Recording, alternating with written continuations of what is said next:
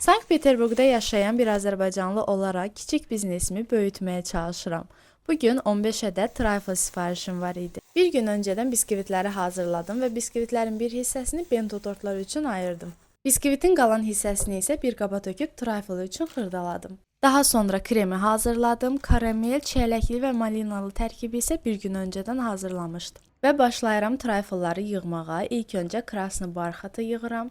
İçərisinə çiyələkli tərkib hazırlamışdım. İstifadə etdiyim krem isə krem pendirdir. Səhifədə resepti var.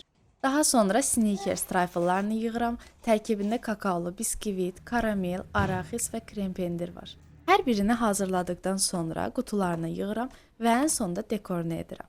Bu gözəlliyin arxasında isə yuxusuz gecə və çoxlu yuyulası qablar dayanır. Amma bu işi o qədər çox sevirəm ki, nəticəni görəndə bütün yorğunluğum keçir.